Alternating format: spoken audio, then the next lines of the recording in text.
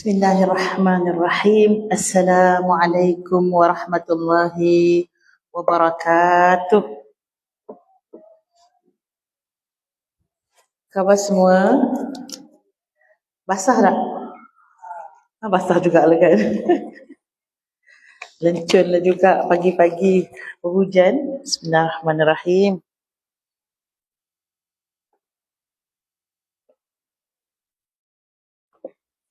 Baik, insyaAllah kita mulakan dahulu majlis ilmu kita pada pagi ini dengan baca Ummul Furqan Al-Fatihah.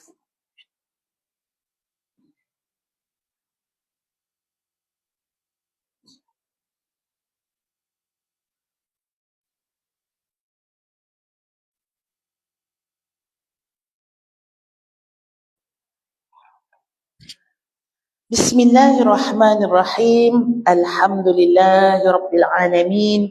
Wassalatu wassalamu ala asyrafil anbiya'i wal mursalin wa ala alihi wa sahbihi wa barik wa sallim.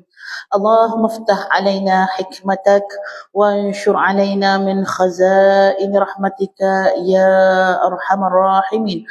اللهم افتح بيننا وبين قومنا بالحق وأنت خير الفاتحين. اللهم إنا نعوذ بك من علم لا ينفع ومن قلب لا يخشع ومن نفس لا تشبع ومن دعاء لا يستجاب له. وصلى الله على سيدنا محمد وعلى آله وصحبه وبارك وسلم والحمد لله رب العالمين. آمين يا رب العالمين. Baik, Alhamdulillah, sekali puji dan syukur kita panjatkan kehadrat Allah Subhanahu Wa Taala dapat kita hari ini bangun semula untuk meneruskan hari-hari kita perjuangan. Setiap hari itu adalah jihad kita, ibu-ibu. Jihad lawan siapa? Lawan nafsu, lawan hembusan hasutan syaitan, melawan dunia yang menggiurkan, melawan masa. Siapa menang? Masa menang ke amalan menang? Macam tu ya. So ada dia punya jihad dia di dalam usia modal yang Allah berikan kepada kita.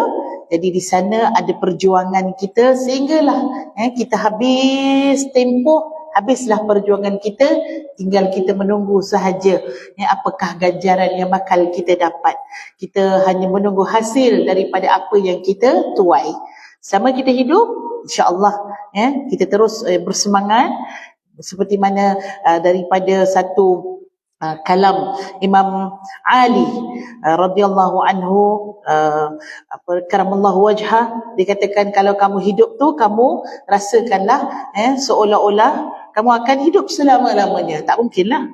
Tak mungkin kita hidup selama-lamanya. Tapi apa? Nak cerita tentang semangat. Bila kita hidup, ibu-ibu, jangan kita fikir, hari ni tak apalah, hari ni dah ikutlah apa yang boleh-boleh lah. Tak. Seolah-olah macam kita tak kenal mati kalau buat urusan hidup. Tapi kalau kita buat urusan agama, seolah-olah macam itulah hari yang terakhir. Itulah solat yang terakhir. Yang lepas ni tak tahu lagi dapat peluang tak untuk kita menunaikan solat. Maka di sana mencari kita punya wasatiyah. Kita punya kebaikan, ibu-ibu, biar kita boleh buat yang dunia pun kita buat terbaik, akhirat pun buat terbaik juga. Jadi insya-Allah pada hari ini di antara urusan kita dalam kita menjadi hamba Allah Subhanahu Wa Taala, perlu kita menunaikan salat yang merupakan kefarduan kepada setiap muslim. Untuk kita tunaikan salat, ibu-ibu, ada di sana rukun-rukunnya, ada di sana sunat-sunatnya, sunat hai'ah, sunat ab'ad, ada di sana rukun qauli, rukun fi'li. Tapi sebelum daripada kita nak buat apa yang nama rukun tadi itu, sebelum daripada kita angkat takbir, ada di sana syarat-syarat yang perlu kita penuhi ataupun dipanggil sebagai syarat sah ataupun syarat wajib. Syarat adalah sesuatu yang dia tidak ada dalam solat. Maksudnya yang kita kena settlekan, sempurnakan sebelum daripada solat. Rukun Apa yang mula dengan takbiratul ihram, itu dah mula dah rukun sampailah kita habis rukun yang terakhir. Tapi untuk syarat kena settlekan sebelum. Contohnya, nak tahu masuk waktu ke tak masuk waktu, dah sembahyang rasa macam ni, dah azan belum tak boleh lah ibu-ibu dia kena sebelum masuk waktu tu dia dah mesti meyakini sudah masuk waktu. Yang ini mesti kita settlekan sebelum. Begitu juga syarat yang kedua, masuk waktu, itu syarat sah yang pertama. Syarat sah solat yang pertama, meyakini masuk waktu. Yang kedua, syarat sah yang kedua, menghadap ke arah kiblat. Dah sembahyang dah kan? Betul lah kiblat, betul lah sini ya. Tiba-tiba orang datang pula kat belakang, dia kata, salah kiblat tu kan. Kita pun tadi yakin kan? Kita pun dah rasa macam belah bagi dah. Bila datang ketidakkeyakinan itu, maka itu akan menyebabkan solat kita itu tidak sah. Kerana apa? Kita tidak betul-betul ijtihad.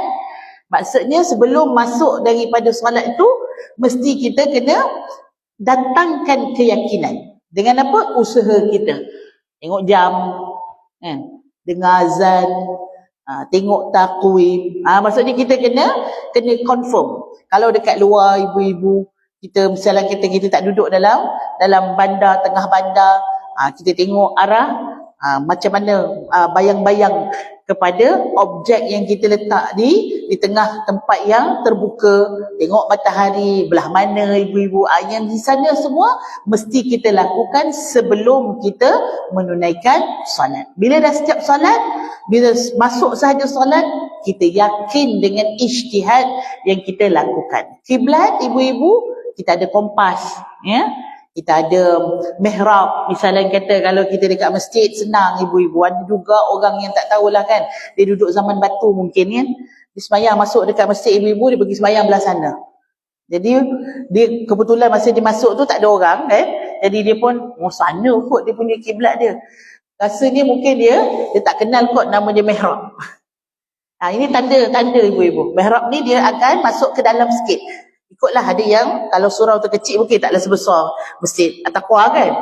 Kalau dia kecil lah. Tapi dia ada ke ruang dalam sikit. Kalau tak pun bolehlah tengok tempat imam berkhutbah tu. Khatib. Takkanlah khatib duduk belakang kot. Jadi ini semua adalah tanda-tanda bila seseorang itu masuk di dalam rumah ibadah, sama ada musalla ke, ataupun masjid ke, surau ke, mihrab adalah tanda. Kita rasa macam dah klise kan, semua orang tahu, tapi ada juga orang yang tak tahu ibu-ibu. Masuk-masuk dia pergi sembahyang belah sana. Kan? Agak nampak macam kiblat ke belah sana kan, dia tak tahu ibu-ibu. Tapi ini adalah tanda. Jadi sunnah jugalah untuk kita wujudkan mihrab ini.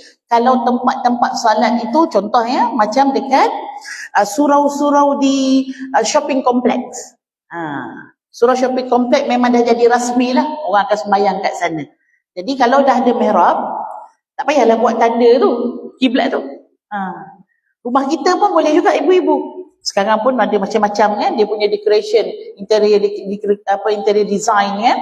Dia boleh buat, boleh tampal-tampal dia macam tu. Tak adalah buat benda yang betul-betul kan, tapi kadang-kadang dia boleh letak dia punya kerawang-kerawang apa semua tu, jadi orang nampak. Datang rumah kita orang nampak, oh ni kiblat.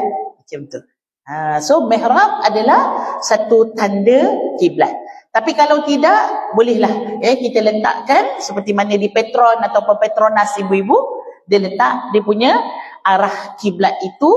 Kalau nak kat rumah kita pun bagus. Bagi pengusaha-pengusaha hotel, sangat bagus ibu-ibu, untuk diletakkan pada setiap bilik. Sebab biasa orang dalam hotel ni bukan kawasan dia lah, bukan tempat dia. Jadi sunnahnya untuk kita menghiasi satu tempat itu biar nampak syiar, iaitu apa? Syiar Islam ini adalah dengan solat ibu-ibu, untuk membawa kepada apa? Memudahkan, kerana dia termasuk dalam syarat sah solat. Baik, itu yang pertama tadi, iaitu masuk waktu. Yang kedua adalah arah kiblat. Yang ketiga, ibu-ibu, suci daripada hadas dan juga najis. Dua-dua ni mesti bersih. Maksudnya sebelum akad takbir tu memang kita dah for sure dah. Kita punya badan kita dah suci pada najis, pakaian kita suci pada najis, tempat kita sembahyang iaitu apa? Sejadah kita lah, daripada kaki sampailah tempat kita sujud, ibu-ibu. Walaupun kadang-kadang dekat bawah tu, bawah sejadah tu ada tai cicak, tapi diiktibarkan atas sejadah. Sebab itu sejadah tu boleh menjadi membantu kita, ibu-ibu, sama ada kita dekat rumah kita nak solat pakai sejadah, ataupun kita pergi berjalan, ibu, mana-mana ya, kita bawa sejadah, sembahyang atas sejadah. Kalau kat sejadah tu dah okey dah, walaupun bawah tu ada najis, sudah dikira dia sembahyang mendapat tempat yang bersih. Tempat sembahyang tadi tu bersih. Sebab dia ada tiga kan, pada badan, suci pada badan, pakaian, dan juga tempat sembahyang daripada najis. So pada badan kita maksudnya tak adalah dekat suara dalam kita tu tak ada najis, dalam kita punya jasad kita tak ada najis, tak melekat pada kulit kita, tak melekat pada kuku kita najis, ibu-ibu. Bau-bau kan, Allahu Akbar, Allah semerbak bau bebas, apa nama, najis bayi tadi kan. Jadi make sure sebelum basuh tangan ya, kita make sure supaya tak ada satu apa kita panggil sebagai alamat najis itu, bau, rasa, warna, itu semua kena make sure sebelum daripada kita masuk di dalam solat. Baik, kemudian hadas. Hadas pun sama juga, di syarat yang samalah, memastikan diri itu bersih daripada hadas dan juga najis. Jadi hadas, ibu-ibu, make sure kita tak ada hadas kecil, kita tak ada hadas besar, baru kita boleh masuk sembahyang, baru boleh kita menunaikan solat. Hadas kecil diangkat dengan wuduk, hadas besar diangkat dengan mandi wajib. Sebab tu kalau kita bicara tentang solat, ibu-ibu, kita tak akan sempurna kalau kita tak mula dengan taharah, iaitu bagaimana cara bersuci. Jadi bagaimana wuduk kita tu betul-betul menepati dia punya rukunnya, dia punya syaratnya, ibu-ibu, sehingga mengangkat, betul-betul mengangkat kita punya hadas kecil yang tak nampak ni. Kalau najis tadi dia nampak, ibu-ibu, najis dia nampak dia punya kesan dia, nampak dia punya bau dia, kita nampak dia punya warna, kita nampak mungkin ainin najis kita nampak. Tapi kalau hadas kita tak nampak. Tapi seseorang itu apabila dia terkeluar sesuatu daripada kubul dan duburnya, maka dia sudah berhadas. InsyaAllah nanti kita akan buka soalan, ibu-ibu. Hari ini kita nak buka soalan supaya kita punya interaksi kita, ibu-ibu, berkaitan dengan soalan kita. Mungkin ada perkara yang saya tak tersentuh, nanti ibu-ibu boleh bertanya kat soalan. Di online juga, terima kasih sahabat-sahabat yang menonton. Kalau ada soalan boleh berikan di ruangan komen ya. Jadi ibu-ibu, dalam solat kita, kita kena make sure supaya hadas besar kita terangkat sewaktu kita berlaku salah satu daripada sebab-sebab yang mewajibkan kita mandi wajib. Contohnya seperti haid, contohnya seperti nifas, keluar air mani, bersama dengan pasangan yang berlaku, sekiranya berlaku perkara ini dalam kehidupan kita, biar mandi hadas kita ataupun mandi besar, hadas besar itu sah di sudut syaratnya yang menyebabkan solat kita nanti jadi sah. Jadi ini merupakan syarat yang keempat. Dan syarat yang kelima, ibu-ibu, dapat ke? Kita ulang balik daripada awal tadi. Masuk waktu, kiblat, suci daripada hadas dan juga najis. Yang keempat iaitu apa tadi? Tak ada dah, belum lagi tiga lah. Yang keempat iaitu ialah kita menutup aurat. Menutup aurat juga mesti kita buat sebelum lah. Sebelum daripada kita takbiratul ihram. Jadi itu topik kita pada hari ini yang saya nak masuk, iaitu aurat wanita di dalam solat, yang mana wanita ini satu bukan kesukaran lah kita sebut, maksudnya kena lebih sikit lah berbanding dengan lelaki. Kerana apa? Auratnya pun agak besar berbanding dengan lelaki. Kita sebutkan dahulu, maksud aurat itu sendiri, aurat yang disebut sebagai aibun. Aurat hakikatnya adalah sesuatu kekurangan yang ada pada diri kita. Aibun. Secara bahasanya lah, secara bahasa. Bila sesuatu benda tu kurang ibu-ibu, biasanya kita akan tutup lah. Pernah dengar peribahasa orang kata apa? Jangan jaga tepi kain orang. Apa maksud tepi kain? Kita pun ibu-ibu dapat peribahasa ni, kita pun tak berapa nak faham sangat kan. Kita terbayang dulu kakak kan pakai kain kan, duduk sebelah kain orang kan. Coriklah kain kau kan. Dia sebenarnya bukan kain yang kita pakai ni ibu-ibu. Apa maksud kain dia? Kain apa? Macam kain batik ibu, kain batik Kain apa yang dipanggil? Kain yang cantik sikit tu, songket. Baik, kain songket ibu-ibu Kain songket ni ada yang dibuat sendiri lagi mahal lah kan? Yang ditenun sendiri tu lagi mahal. Jadi orang zaman dahulu ni hidup dia dengan kain batik, hidup mereka dengan kain songket. Jadi itu adalah kain, bukan kain yang kita pakai ni. Kain tu belum dibuat lagi ibu-ibu. Bila kain itu sudah hampir siap, mereka akan tengok biasanya berburas-buras. Yang nampak tak cantik tu bahagian mana?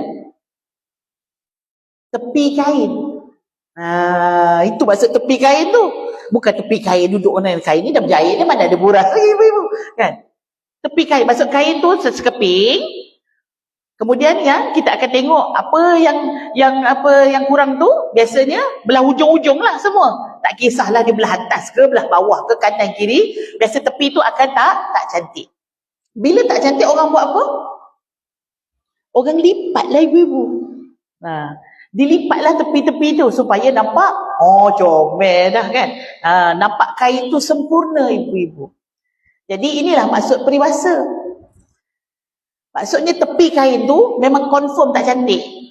Confirm kurang. Bila kurang, kita buat apa? Lipat. Yang kita pula tak. Yang tengah cantik tu tak tengok. Sibuk tengok kat tepi tu. Teruk lah. Memanglah tu tepi kain. Memanglah teruk. Yang hampa pergi tengok kat tepi kain buat apa? Macam tu maksud ibu-ibu. Lohai, baru tahu Sasa. Baru tahu kan? Baru tahu. Kita kena buat kelas peribahasa. Tapi memang betul, orang zaman dulu dia punya kiasan dia tinggi. Kiasan dia tinggi. Kita bayang macam tepi kain orang duduk, tepi kain orang tengok sebelah kain dia kan. Jangan disilak. Dia pernah buat isu politik dulu kan. Silak kain orang apa semua tu. Tak, bukan. Salah. Dia punya betul dia kena pergi duduk hidup balik zaman mereka. Jadi apa maksud tepi kain adalah tepi yang memang tak cantik. Tapi orang akan lipat. Bila orang lipat tak nampak.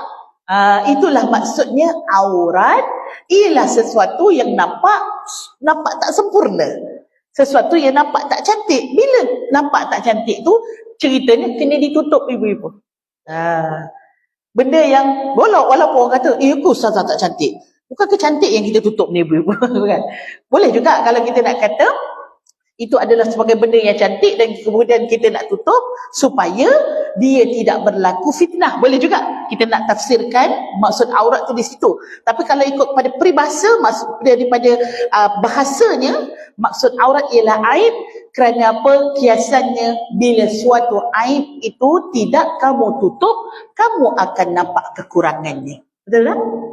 Orang datang berbogil, ibu-ibu kan. Pernah saya dengar baca cerita dekat U mana lah, tak ingatlah, budak tu dia protes dekat Pak Gad asyik selalu kacau. Akhirnya dia bogil ibu-ibu, duduk dekat tepi tangga. Orang kata, ni sioman ke tak sioman, betul tak? Akhirnya nampak dia punya kekurangan, dia punya akal dia. Kau dah kenapa? Kenapa pula kau buka baju macam ni? Kan melihat kepada kekurangan diri apabila kita tidak menutup apa yang sepatutnya. Sebaliknya, orang yang menutup aurat, daripada dia nampak tak cantik ibu-ibu, dia nampak lagi cantik. Ya? Ibu-ibu kalau buka ni putih banyak kan? Tapi kalau pakai tudung, Allah comel. Nampak macam Sweet 17. Padahal 60 dah. Sebab apa tak nampak ubah ibu-ibu? Ada seorang pemberita ni dia free hair tau. Saya tak ingat lah dia punya apa stesen TV negara mana lah. Dia bebel-bebel lah ibu-ibu dalam cerita tu, bebel-bebel lah kan. Dia kata apa benda nak suruh orang perempuan tutup aurat ini, menyekat kebebasan, dia kata suruh pakai tudung lah apalah, tapi sambil tangan tu tengah pegang selendang tu. Lepas tu dia pun kata apa benda menyusahkan lah, kata saya. Lepas tu dia pun pakai kan, dia letak dia senyum je ibu-ibu. Memang kita pun dia nampak lebih cantik berbanding dengan dia tak pakai tudung ibu-ibu. Nora Danish kan, orang ni memang comel dah, tapi bila dia pakai tudung lagi comel. Siapa dulu? Diana Amir kan. Diana Amir masa dia belum pakai tudung tu jadi apa orang kata rambut pendek apa semua tu. Kita tak nampak dia punya, kita nampak dia punya apa, kita panggil karakter dia tu. Tapi bila dia pakai tudung lagi cantik. Begitu ibu-ibu. Maksudnya menutup keaiban, maka dia akan nampak lagi sempurna. Subhanallah. Ya. Apa yang Allah bagi bukannya untuk menyusahkan kita, tapi semuanya untuk menampakkan kesempurnaan pada agama Allah, kesempurnaan kepada orang yang taat pada perintah Allah, lebih cantik, lebih indah. Ya, tidak ada satu pun yang unsur di sana apabila kita ambil sahaja perintah Allah, syariat Allah, kekurangan yang nampak. Tidak.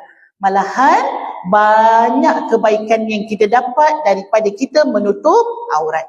Antaranya ibu-ibu selain pada cantik tadi, kita rasa dilindungi, betul tak? Kalau tak ibu-ibu, kita rasa macam satu ancaman. Lihat kepada wanita-wanita yang tidak menutup aurat, dan akhirnya bila datang pergi negara-negara yang mungkin jarang orang pakai baju macam tu, akhirnya menjadi mangsa kepada nafsu serakah lelaki. Sebab apa? Dia mengundang ketidakkeselamatan untuk diri dia sendiri. Tapi orang yang pakai tudung, orang yang pakai lengkap sempurna, kalau ditambah lagi yang pakai baju warna hitam, ibu-ibu jubah hitam, pakai pula niqab, orang lelaki pun segan nak cakap, betul tak? Kalau dia nak wee macam tu kan, dia wee pada orang-orang yang seksi lah ibu-ibu. Orang berpundah ibu-ibu, dia pun segan sendiri. Dia tak wee ibu-ibu. Orang pakai tudung lambuh kan, dia yang cakap Assalamualaikum Ustazah, contohlah kan ibu-ibu kan.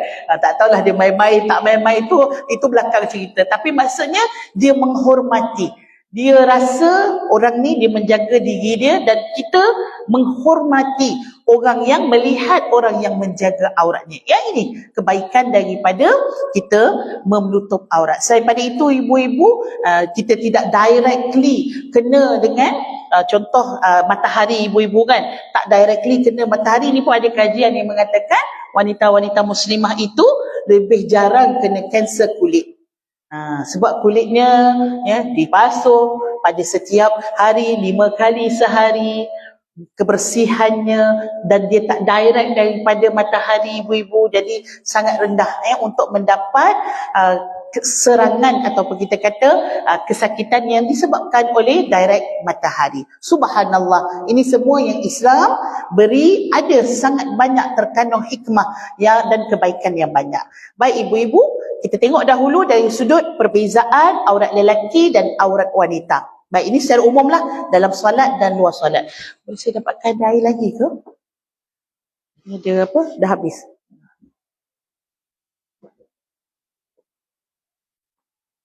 Baik.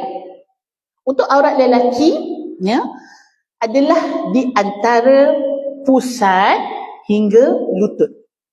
Satu tempat yang kita boleh letakkan sebagai satu perkara yang tidak sukar untuk orang lelaki menutup aurat, kerana termasuklah pusat dan pusat itu sendiri dan termasuk lutut itu sendiri, dan di antara keduanya iaitu adalah aurat yang perlu ditutup oleh lelaki. Walaupun begitu, apabila lelaki ingin menunaikan salat, cukuplah kalau dia sekadar angkat sahaja dia punya kain pelekat dia tu, gulung-gulung sampai ke dada ibu-ibu, dia dah tutup aurat lah. Maksudnya dia boleh dah untuk salat. Namun adalah lebih cantik untuk dia mengambil yang paling elok.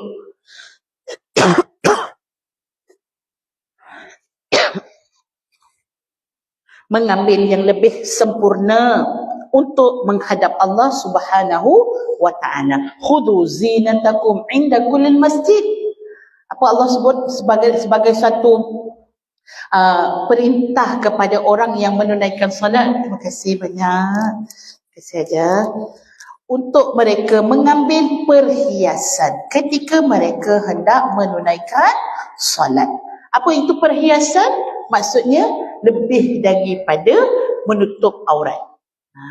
Maksudnya pakaian bukan saja pakaian, tapi pakaian paling cantik lah.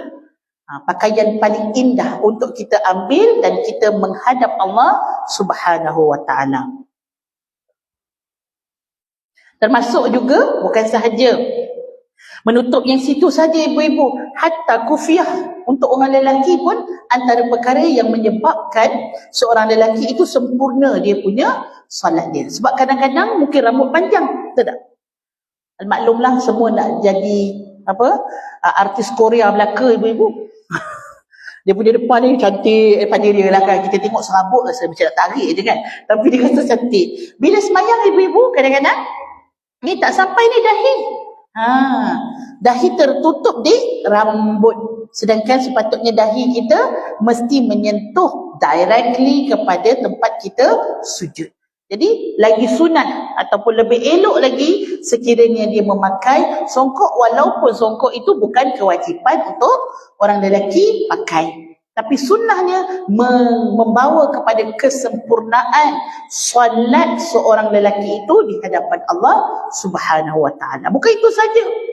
Hatta yang sunnah dia berwangi-wangian dalam dia menunaikan solat supaya dia pun rasa selesa. Orang lain pun rasa selesa. Tak adalah bau kentut ibu-ibu. Kentut banyak. Sampai kain plekat ibu-ibu bau kentut dah. Dahsyat betul kan. Ni tak masuk dekat dalam masjid ibu-ibu, Masya Allah, bau akar, bau raudah, bau kasturi. Kan wangi tu ibu-ibu. Malaikat kan suka yang wangi-wangi. Yang busuk-busuk ni jin dia suka. Mentang-mentang nak kawan dengan jin kan. Sampai jin tak nak berpisah dengan jin dia, nak bagi busuk-busuk juga. Itu bukannya zuhud. Itu bukan tawaduk. Tapi tawaduk ialah apabila kita meletakkan ajaran Islam itu di tempat dia ibu-ibu.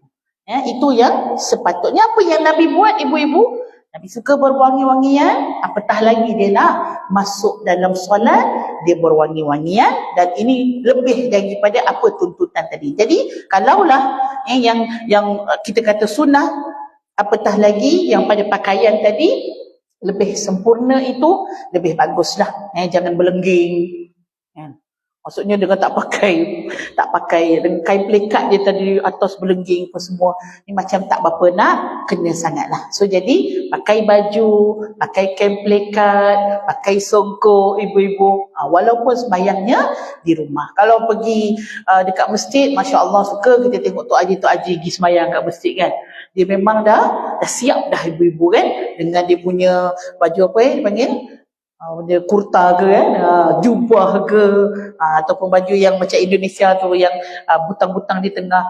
Maksudnya pakaian solat itu dia memang dah khususkan. Dia tak ada dia pakai solat pakaian yang dia buat kerja dekat rumah tu, dia akan tukar dulu dan sebagainya. Subhanallah, ini adalah sangat-sangat cantik apabila kita hendak menunaikan solat. Baik, ini bagi lelaki. Lelaki ringkaslah ibu-ibu lelaki ringkas, lelaki tak berapa banyak sangat isunya. Baik, kita pergi kepada perempuan. Untuk wanita, mengikut mazhab Syafi'i, seluruh tubuh badan kecuali muka dan juga tapak tangan. Okay, so bila tapak tangan termasuklah di belakang tangan ni sekali. Baik, itu sahaja yang boleh kita dedahkan di dalam solat. Mungkin ada isu orang kata, Ustazah, boleh tak nak pakai niqab sebab apa dia cantik sangat kan, nanti mungkin takut ada orang lelaki tergoda dan sebagainya. Jadi kalau dalam solat ibu-ibu, memang kita digalakkan untuk meninggalkan kita punya tutupan muka tadi. Dia dalam dua, iaitu dalam solat dan juga dalam ihram. Dalam kita menunaikan umrah dan haji. Tapi mungkin ada juga yang nak ambil pendapat begitu, pendapat yang dia kata boleh juga dia pakai sesuatu tapi jangan sampai kena daripada muka ibu-ibu. Dia macam pakai topi sudu tu, lepas tu dia letak niqab atas dia.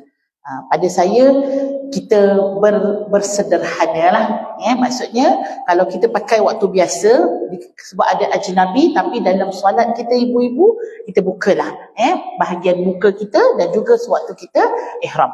Dan ini kita perlu buka dan juga tangan kita perlu buka. Yang lain semua kita perlu tutup. Baik, ada dua perbezaan aurat solat wanita, satu aurat di dalam solat dan satu lagi aurat di luar solat. Ada beza. Boleh kita dapat sikit ibu-ibu pandangan pada ibu-ibu sebelum ni? Ibu-ibu rasa sama ke ataupun ada perbezaan solat dalam aurat dalam solat dengan aurat luar solat? Ada beza Okey, apa bezanya? Sorry ibu, ada mic ke?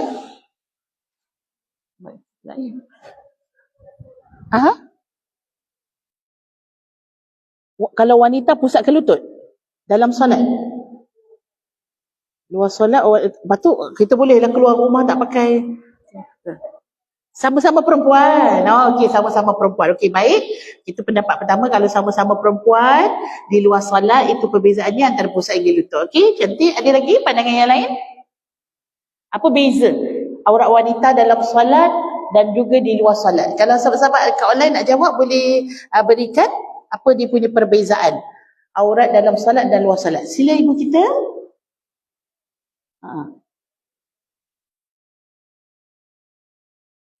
Okey, maksudnya samalah. Tutup aurat sempurna, jadi benda tu sama ya. Okey, baik. Tu pandangan kedua kita pada hajah kita. Ada lagi ibu-ibu? Sila ibu kita.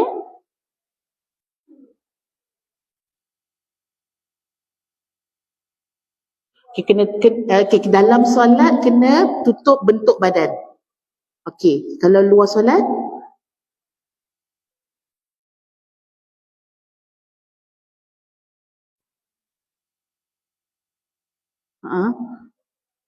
Masih nampak?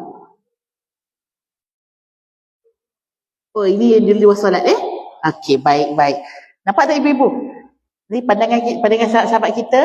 Okay, yang pertama tadi jelaslah macam ibu kita kata, pandangan ibu kita kalau wanita dengan wanita di luar solat tu tak sama. Macam tadi kan saya sebut seluruh tubuh badan kecuali muka dan tapak tangan. Tapi kalau wanita dengan wanita adalah di antara pusat hingga lutut macam lelaki. Baik, ajar kita dekat belakang, ajar kita kata sama je. Kalau boleh sempurnalah dua-dua kan dalam solat ke luar solat. Okay, ibu kita kata ada sikit beza kalau dalam solat biasa kita tak nampak bentuk badan sebab pakai telekung kan. Tapi kalau kita jalan keluar ni ada yang nampak bentuk badan. Adakah itu dia punya perbezaan? Okey, sila. Ni bukan jawapan ibu-ibu, ni baru pendapat kita kumpulkan dulu pendapat. Sila, ada lagi pandangan yang lain?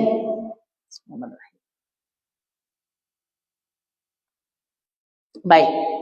Dan perkara ni pun ibu-ibu jarang dibezakan.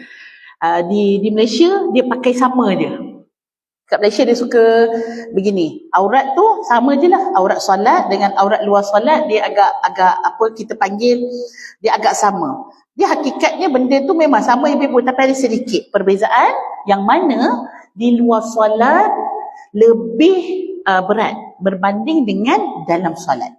Dalam solat ni agak ringan sikit. Sebab apa? Bila kita solat ibu-ibu, kebiasaannya orang perempuan ni solat, dia punya ruang dia belakang banding dengan orang lelaki di hadapan. Walaupun kita semayang kat masjid, biasa ruangan perempuan ni, dia tak bertembung lah kan. Janganlah kita macam mana dekat pasar raya ibu-ibu Pasar raya kita tak ada laluan. Ni laluan wanita muslimah. Tak ada ibu-ibu. Kan? Semua pintu, laki perempuan boleh masuk. Melainkan kalau kita pergi sekolah tahfiz je lah, ada ruangan dia tulis kan, ni laluan muslimah. Tapi kalau masjid biasanya ada ruangan. Tempat kasut perempuan pun kita nak letak kasut, kita tengok dulu kan, ni kasut lelaki, kasut perempuan ni kan. Biasanya dia ada perbezaan daripada luar sampailah membawa ke dalam ruangan solat. Ada ruang solat perempuan, ada ruangan jalan perempuan ibu-ibu, biasa kita tak bertembung. Maka di sana untuk wanita dalam solat, dan terutama wanita yang sembahyang di rumah lah, apatah lagi dia sembahyang kat rumah, dia agak ringan. Sebab apa? Tak ada lelaki ajnabi.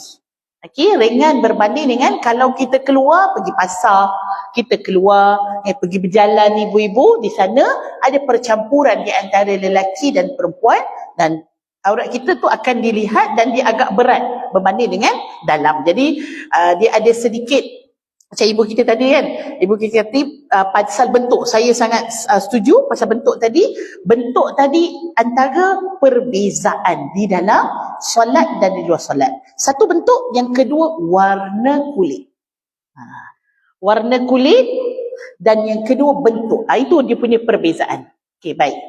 Tempatnya sama, maksudnya dari sudut apa yang perlu ditutup semua sama. Seluruh tubuh badan kecuali muka dan tapak tangan. Dalam solat begitu, luar solat pun begitu. Jadi betul kata ibu kita tadi kan, sempurna dalam solat, sempurna juga di luar solat. Dua-duanya kena tutup semua. Tetapi dua ciri, iaitu pada warna kulit dan juga bentuk badan ada sedikit perbezaan. Baik, kita ambil dahulu dalam solat. Dalam solat ibu-ibu, yang tak boleh dilihat adalah warna kulit. Warna kulit tidak boleh dilihat di dalam solat. Namun bentuk badan sekiranya ternampak di dalam solat, maka itu masih sah solat dia. Bentuk badan. Mungkin ibu-ibu kita boleh tengok orang yang pakai apa kita panggil pakai tudung macam biasa lah kan. Kita percaya pakai tudung macam ni, pakai baju kurung, dan kita pun solat ibu-ibu. Kita solat. Untuk kita, ataupun kita tak panggil ni, kita panggil dia pakai, kalau baju kurung mungkin tak berapa berbentuk sangat. Ataupun kita pakai, kita kata dia pakai seluar lah ibu-ibu, tapi pakai seluar, seluar tu seluar dengan baju t-shirt, kan, maksudnya yang tak berapa besar sangat, bukan yang baju t-shirt selimah tu. Bentuk nampak kan? Bentuk nampak dan agak ketatlah dia pakai ibu-ibu. Dia solat tetapi warna kulit tak nampak. Warna kulit tak nampak sebab berwarna tebal. Tapi tak berapa nak, bukan muslimah punya tu yang jadi labur. Kita biasa kalau saiz M, kita akan ambil saiz XL. Dia tak. Dia patutnya saiz M ibu-ibu, dia ambil saiz S. Memang kita kata ikut badan. Tapi bila dia solat ibu-ibu dengan pakaian tu sah solat dia. Sah. Ibu-ibu kalau tengok keadaan ini berlaku, kalau ibu-ibu pergi luar negara, mereka jaranglah ada kain solat terkuk macam kita ni. Jadi mereka akan solat dengan apa yang mereka pakai lah. Kalau selendang tu ibu-ibu, selendang dia buat macam tu lah, ibu-ibu pendek macam ni je. Tu yang kadang-kadang tengah sembahyang pun tertarik. Kalau kita terlekung kan, ya Allah ya Tuhanku kan, belakang pun tak ada masalah, depan pun tak ada masalah. Kalau tudung pendek, kadang-kadang tudung tu waktu kita rukuk kan, dia pun merukuk sama, waktu kita sujud dia pun menyujud sama. Jadi kadang-kadang, tapi selagi mana tak nampak warna kulit, sah ibu-ibu. Ya, kita akan tengok banyak perkara ni berlaku kalau di luar negara, ibu-ibu muslimah di sana yang menunaikan solat nampak bentuk badan sah. Sebaliknya, kalau di luar solat, hakikatnya perempuan yang dia tutup badan ataupun kita panggil dia balut aurat. Dia pakai legging ibu-ibu. Dia pakai baju apa tu? Dia panggil inner tu lah, senang kata yang melekat ini tu. Itulah dia punya baju dia. Yang ini tidak sempurna dia menutup aurat kalau di luar solat. Sebab dia menampakkan tubuh, bentuk badannya, walaupun tak nampak warna kulit. Jadi di luar solat lebih berat. Luar solat, satu warna kulit kena tak nampak, dan yang kedua bentuk itu tidak boleh dinampakkan kepada ajnabi. Sebab kalau ajnabi ibu-ibu dia nampak bentuk kan, dia boleh tahulah ibu-ibu saiz bra kita tu berapa, C ke, 36 ke, 47 ke, ibu-ibu dia boleh tahu ibu-ibu. Yang itu sudah menaikkan nafsu dia lelaki. Dalam solat, kita solat belakang ibu-ibu kan. So kita menghadap Allah. Kalau kita pakai macam tu pun sah. Asalkan tak nampak warna kulit. Yang ni saya tengok juga sedikit kita panggil sedutan di TV Al-Hijrah ibu-ibu, ada seorang ustaz tu dia terang pasal tudung lycra, telekung. Ibu-ibu ada tengok tak? Tengok muka-muka ni semua peminat TV Al-Hijrah ni. Jadi ustaz tu sebut pasal tudung lycra. Jadi orang pun komen bawah tu kan. Orang tu komen, dia kata, itulah saya tak minat betul dengan tudung lycra. Dia sebenarnya tudung lycra ni pernah timbul isu dulu. Pernah sekali timbul. Bila viral pasal isu telekung, dia timbul lagi. Tapi saya rasa tak berapa nak kena sangatlah isu tu. Baik. Bila tudung telekung ibu-ibu, kita pakai dalam solat, telekung lycra tu, kalau yang jenis tak berapa berat sangat dia punya GSM dia tu, dia memang membentuk. Betul ibu-ibu Nampaklah membentuk kita punya buah dada dan sebagainya. Tapi kalau kita pakai dalam solat ibu-ibu, tak ada masalah. Kita solat pun kat rumah kita, tak ada masalah. Jadi ustaz tu sebut, dia kata, tak boleh ni, tak sah tau solat kalau pakai tudung lycra. Orang awam ni dia tu lah, suruh mengaji tak nak mengaji. Kan? Dia dengar sikit-sikit macam tu, dia terus ambil. Tak boleh. Dia kena ambil daripada kitab balik. Dia kena ambil daripada buku balik. Buka buku Minhajul Abidin. Buka buku Mughni Muhtaj. Dia kulit tidak boleh dilihat, warna kulit tak boleh dilihat, tetapi bentuk badan itu boleh dilihat, walaupun dia boleh dilihat tak ada masalah. Ini untuk orang yang tak pakai telekung. Dia cerita tak pakai telekung, ataupun dia pakai telekung, tapi telekung dia telekung yang membentuk. Telekung yang kita panggil tak jatuh lah, yang melekat. Macam getah tu. Kalau dulu kita panggil tak pakai lycra, dulu orang panggil tudung apa tudung getah kot, tak silap zaman-zaman dulu-dululah. Kalau pakai tu dia mesti akan dia akan membentuk ibu-ibu. Ni zaman dulu. Lepas tu lycra. Jadi tak ada masalah. Ibu-ibu boleh faham So dalam solat agak ringan berbanding dengan luar solat itu agak berat, iaitu kita kena tutup dua-dua, iaitu tidak menampakkan warna kulit dan juga bentuk badan kita. Jadi kalau orang yang sudah bersedia, badan dia, pakaian dia sudah bersedia untuk keluar seperti mana dia nak keluar, maka solat lagi-lagi lah boleh. Betul tak? Sebab solat tu lebih ringan. Contoh macam ibu-ibu pakai sekarang ni kan. Kalau yang siapa yang katalah kalau tak pakai stokin sekalipun, dia punya jubah dia labuh. Kalau dia sujud, tak nampak dia punya kaki, sah lagi. Ataupun dia buat turun dia punya kain dia. Dia pakai baju kurung. Ibu-ibu kadang-kadang kita berlaku juga kain stokin kita koyak lah. Kan? Stokin basah ke kan. Cara dia macam mana? Turunkan sahaja kain itu. Kalau tak ada telekung. Turunkan kain itu ibu boleh. So kita tak ada masalah dengan stokin dan ataupun sebagainya. Yang penting tidak dilihat di dalam solat kita.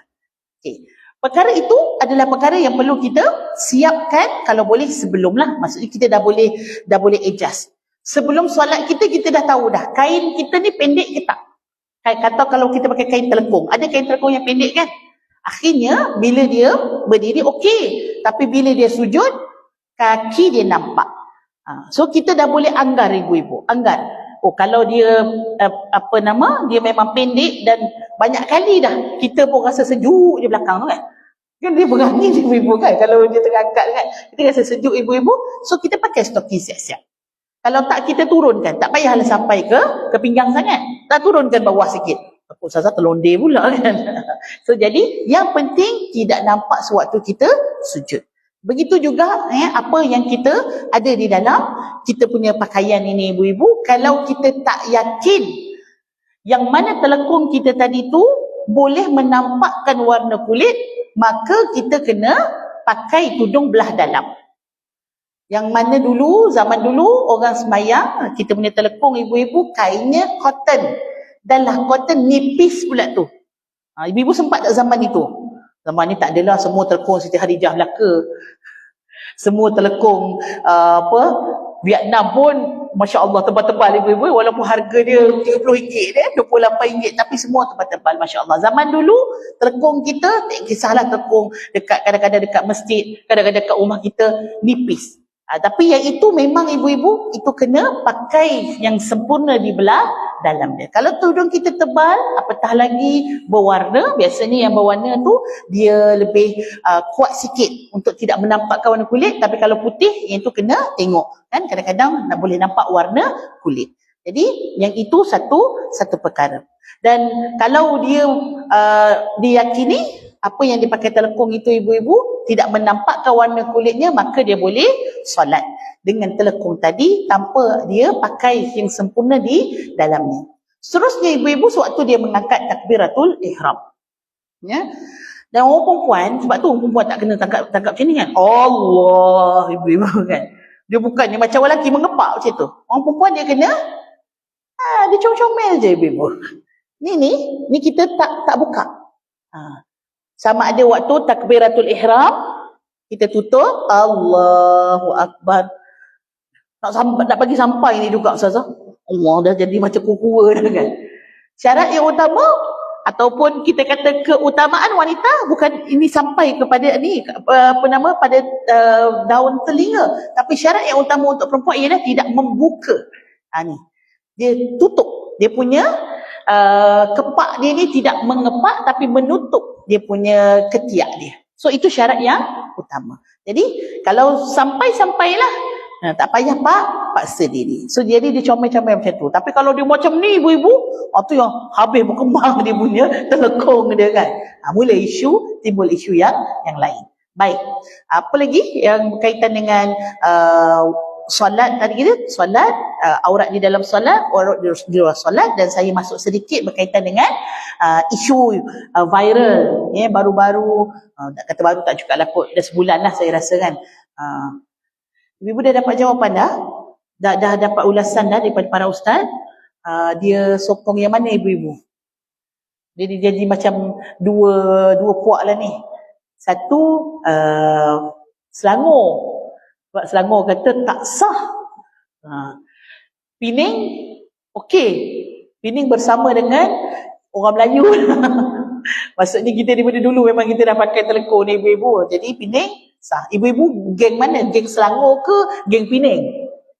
Geng Pening Melaka Ada geng Selangor tak sini? Akak Selangor? Oh, geng Johor.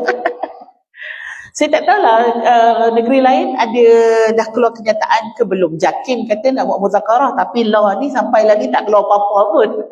Dia cakap muzakarah, banyaklah benda Jakim dah kata tak apa, nanti kita muzakarah, kita akan muzakarah. Masalahnya kita nak solat ibu-ibu.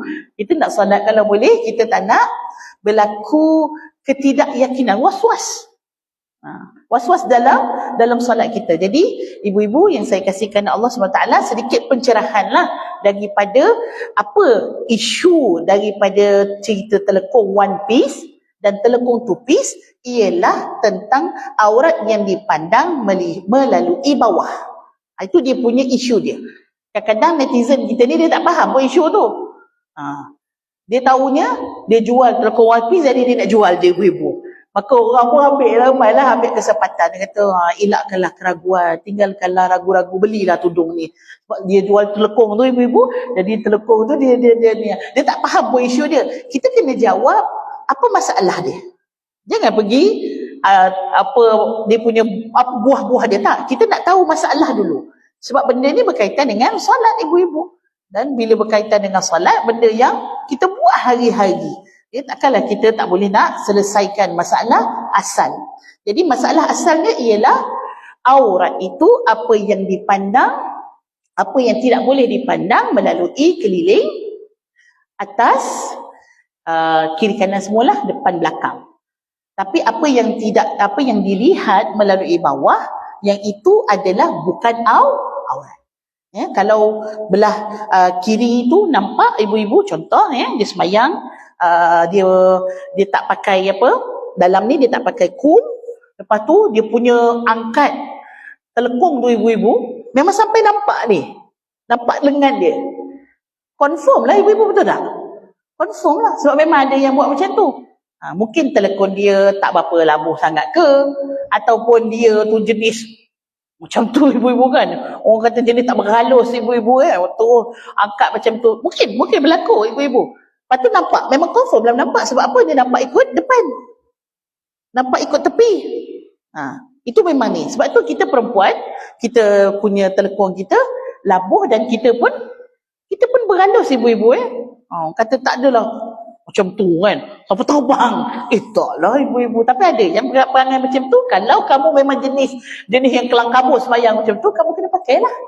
Kena pakai ni. Kung. Kena pakai handsock. Baik. Kalau apa yang dilihat daripada atas, ibu-ibu sama juga. Contohnya, orang lelaki, kalau dia pakai baju pendek, dia pakai t-shirt sembahyang, lepas tu dia pakai seluar jeans ibu-ibu. Okay? Bila dia sembahyang, bila dia sujud, apa yang nampak? Lurah buntut dia ibu-ibu. Boleh nampak tak? Boleh kan? Kita pernah ada anak-anak yang pakai baju pendek, bajunya pendek, lepas tu seluar pula jeans. Bila seluar jeans dia tak ada getah. Bila tak ada getah, ibu-ibu dia macam tu lah. So jadi daripada atas nampak dia punya punggung. Sedangkan lelaki tu kalau ikutkan sikit je nak kena jaga daripada pusat sehingga ke lutut. Tapi punggung confirm lah ibu-ibu. So jadi orang lelaki pun sama. Sebab tu kita kata kena dilabuhkan dia punya baju dia. Macam baju kurta tu kan lebih labuh. Ataupun jubah menutup semua. So jadi lelaki pun dia mesti menjaga kesempurnaan solat. Walaupun dia nak pakai baju biasa boleh, tapi jangan sampai nampak daripada atas. Nampak pada atas, aurat dia sudah tidak sempurna dalam solat. Nampak daripada depan, tidak sempurna dalam solat. Baik. Yang bawah yang tak apa. Kalau daripada bawah tidak ada masalah untuk dia lihat aurat tersebut.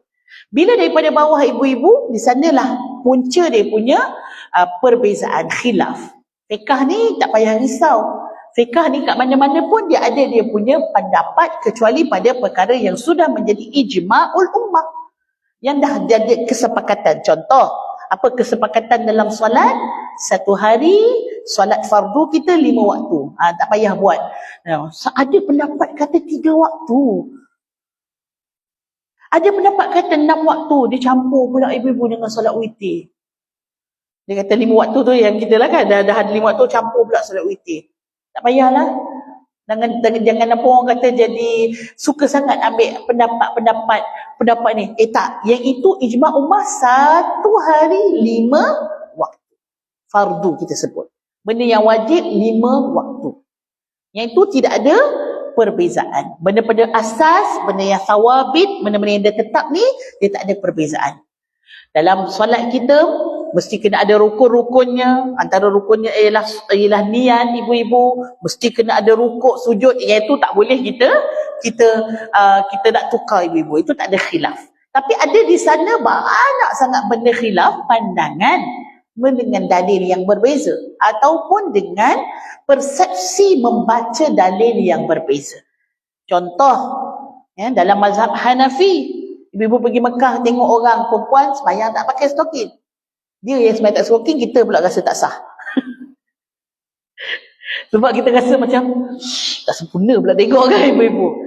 Tapi pernah tak mazhab Syafi'i dengan mazhab Hanafi bergaduh? Benda besar tu, kaki ibu-ibu. Kaki ni. Relax ni ibu-ibu. Sahabat-sahabat saya di dekat Mesir ramai yang Hanafi.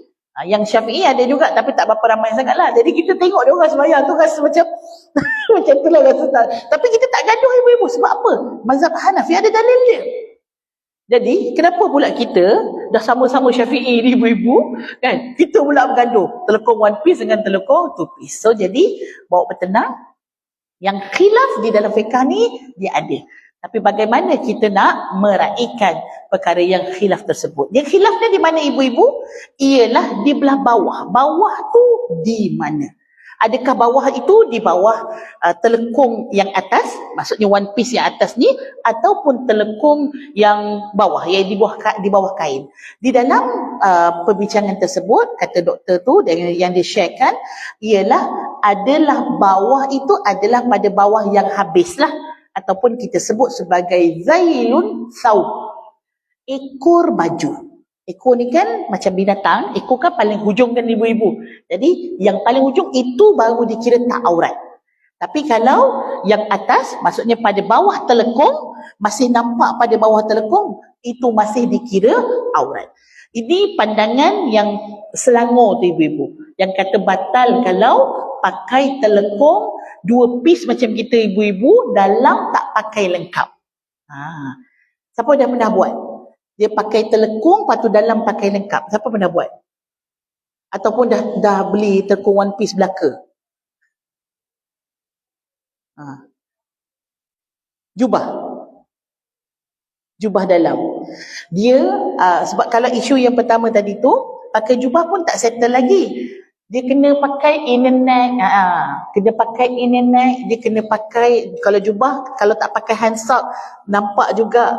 Jadi sebab dia terbuka macam tu, daripada dia kalau tengok ikut bawah boleh nampak. Jadi saya tengok beberapa pandangan ibu-ibu, dia dah pakai telekung kita pun dah tebal ibu-ibu, pakai pula dalam tu lengkap. Dia kata, Ustazah 3 hari dah saya semua buat kan. So rasa macam nak pita, bukan semua orang ada aircon rumah dia, betul tak ibu-ibu?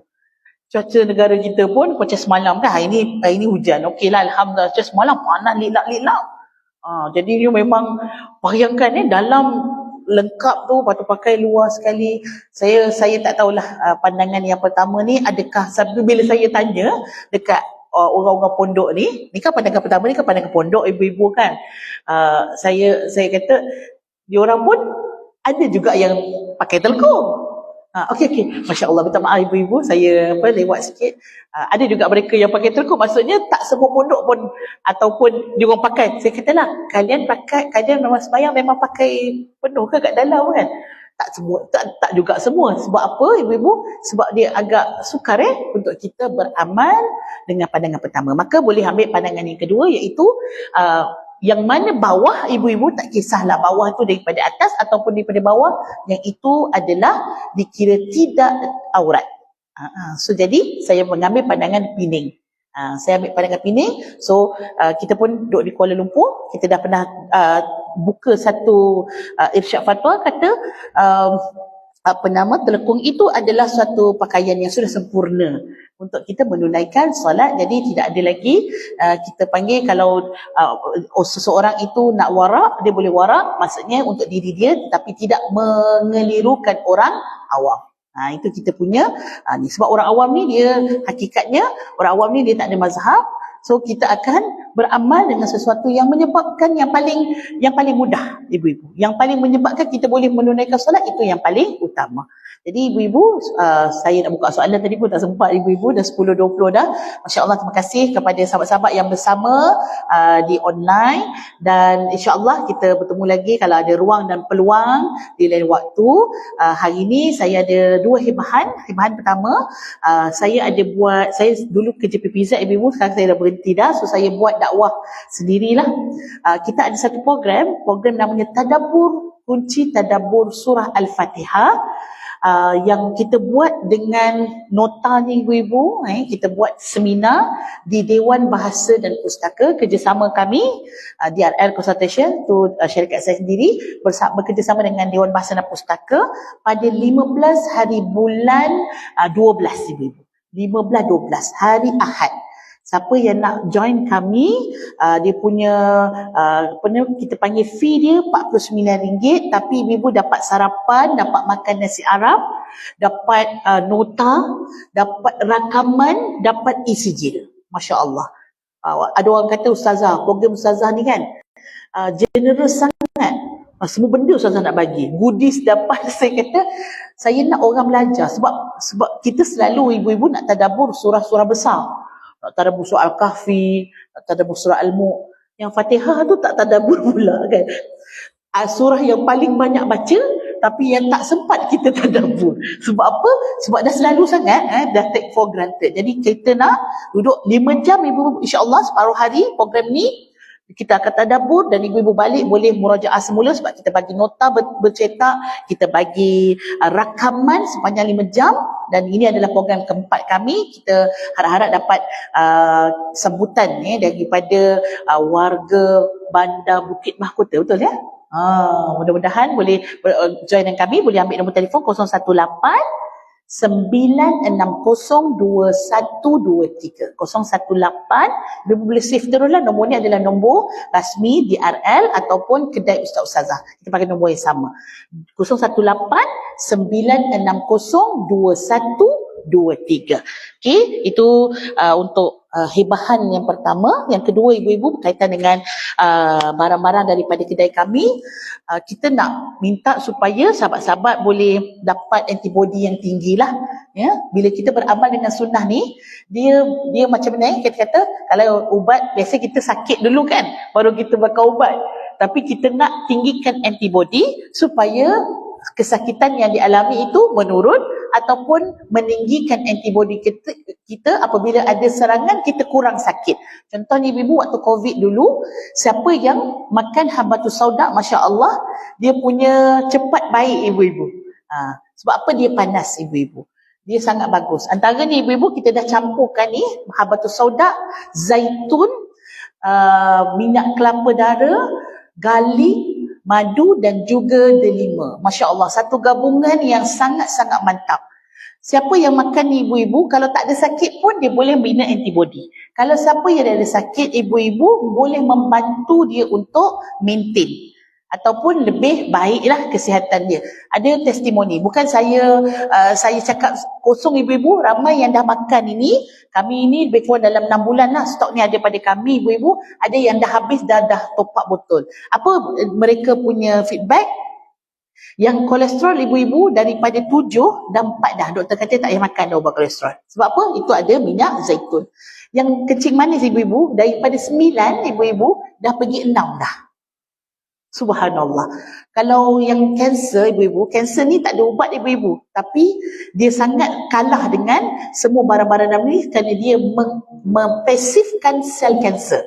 Jadi ada orang kanser tulang, dia buat juga ubat doktor, tapi yang ini ibu-ibu dia makan dan dia boleh bergerak seperti biasa. Jadi ibu-ibu kalau nak dapatkan, kita ada bawa kat depan sana adalah 661, 561, 461 dan ni chewing gum Arab. Pernah makan chewing gum Arab? Chewing gum biasa pernah kan? Dia nama luban. Chewing gum biasa manis ibu-ibu, chewing gum Arab dia tak manis. Kalau ibu-ibu makan ni rasa macam dia tak sedap, ibu-ibu jangan buang dulu, minum je. Jadi dia akan hilang rasa tak sedap tu. Ibu-ibu boleh chewing gum dan boleh makan.